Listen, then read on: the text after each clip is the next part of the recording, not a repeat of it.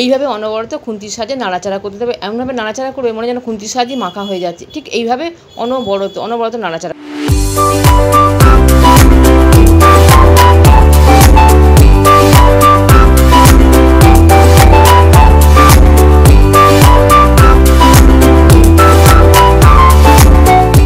বন্ধুরা, ভিডিও শুরুতেই তোমরা দেখে নিয়েছো আমি আজকে একটা রেসিপির ভিডিও শেয়ার করছি।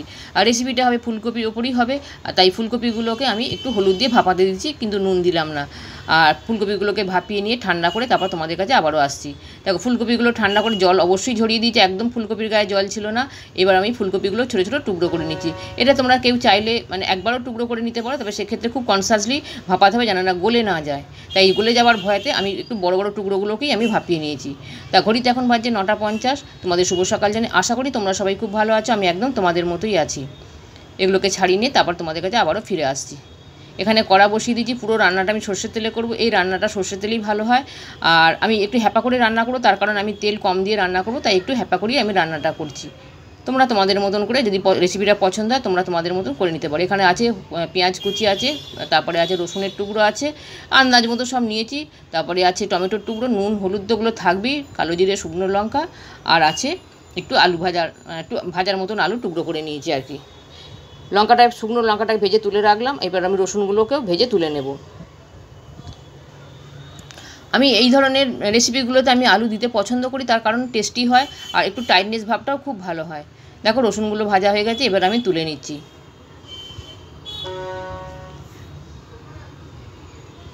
আমি ফোড়ন এখন দেব না। তোমরা তেলের পরিমাণটা দেখেই বুঝতে পারছো। যেহেতু ফুলকপিটা মাঝারি সাইজের ছিল, তাই আমি একটা ছোট্ট সাইজের আলু দিয়েছি, একদম ছোট্ট। সেই আলুটাকে দেখো ভাজার মতন টুকরো করেছি ঠিক কথা, কিন্তু কখনই আলু ভাজার মতন ভাজবো না। জাস্ট কালারটা একটু ডিসকালার হবে, একটু চেঞ্জ হয়ে যাবে আর কি। এবার আমি একটু নুনের ছিটে দিয়ে দেবো, যাতে আলুগুলো একটু তাড়াতাড়ি নরম হয়ে যায় আর কি।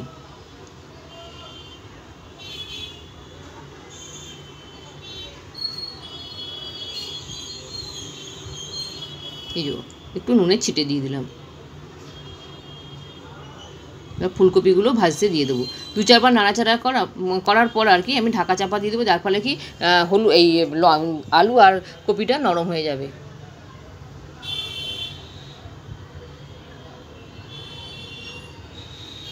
একদম যে ডিপ ফ্রাই করতে হবে তা কিন্তু নয়, গ্যাস কমিয়ে নাড়াচাড়া করতে হবে। আমি তোমাদের পুরোটা আমি দেখাতে পারবো না, তার কারণ ভিডিও তো অনেকটা বড় হয়ে যাবে।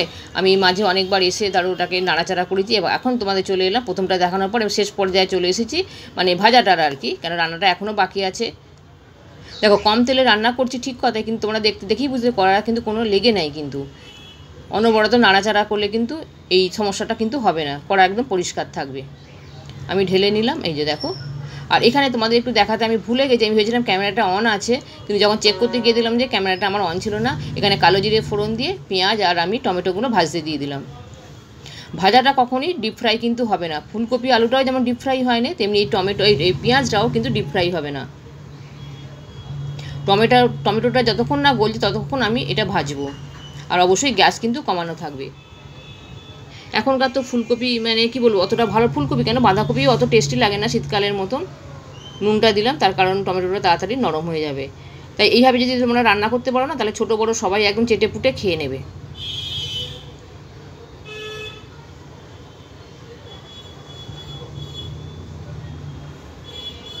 অনেকটাই কিন্তু আমার ভাজা হয়ে গেছে।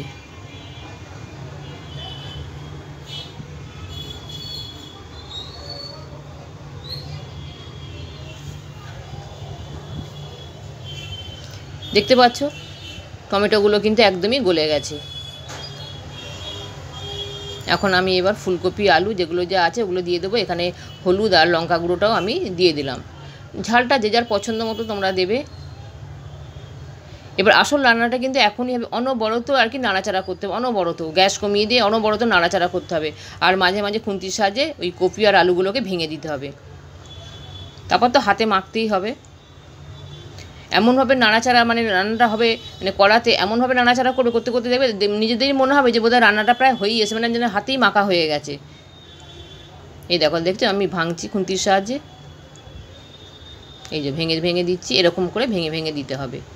খেতে ভীষণই টেস্টি হয়, খুব ভালো লাগে খেতে। আর কিছু মানে ভাতের পাতা আর কিছু আর মানে এই একটা রেসিপি দিয়েই সমস্ত ভাত খাওয়া যাবে, আর কিছু লাগবে না, মাছ মাংস মানে কোনো কিছুই লাগবে না।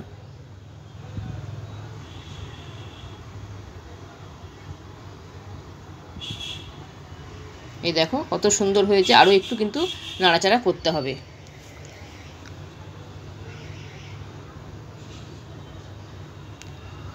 পেঁয়াজ টমেটো আর ফুলকপি আলুটা দিয়ে যখন মানে আমরা এই রান্নাটা করবো, এটাই হচ্ছে আসল আর কি রান্নাটা শুরু হলো আর কি। এই নাড়াচাড়া মানে একদমই কি বলবো, গ্যাসটা কমিয়ে যতক্ষণ পারবে নাড়াচাড়া করতে থাকবে। দেখো তেল কম দিয়ে রান্না করলাম ঠিক কথাই, দেখো দেখেছো কতটা সুন্দর হয়েছে, তেল কম দিয়ে রান্না করেছি কিন্তু কড়া দেখো কতটা পরিষ্কার আছে। আমি কিন্তু আর মানে মাখা যখন হাত দিয়ে মাখবো তখনও কিন্তু আমি আর তেল একদমই দেবো না। আমার একদম মানে শেষ পর্যায়ে চলে এসেছে, তারপর তোমাদের সামনে আমি যখন হাতে মাখবো সেটাও তোমাদের সাথে আমি শেয়ার করব। এই দেখো চলে এসেছে, এবার আমি রসুন আর লঙ্কাটাকে একটু হাতের সাথে ডলে নিচ্ছি। এবার আমি ফুলকপিগুলো খুব ভালো করে মেখে নিয়ে তারপর তোমাদের সামনে আবারও আমি ফাইনাল লুকটা তোমাদের দেখাচ্ছি। এই দেখো কত সুন্দর, দেখো ফুলকপির ভর্তাটা হচ্ছে হাতে মাখা ফুলকপির ভর্তা। তা বন্ধুরা অসময়ের ফুলকপি যদি এইভাবে মেখে ভর্তা বানাতে পারো তাহলে কিন্তু তোমাদের আমি 100% গ্যারেন্টি দিচ্ছি অন্য কোনো রেসিপি আর তোমাদের লাগবে না। একটা রেসিপি দিই সেদিনের মতন সমস্ত ভাত কিন্তু খাওয়া যায়, ছোটো বড়ো সকলেই এই রেসিপিটা পছন্দ করবে। তো আজকের ভিডিওটা এখানেই রাখছি, চলে আসবো নতুন কোনো একটা ভিডিও নিয়ে। তোমরা ভালো থেকো, সুস্থ থেকো, টাটা বাই।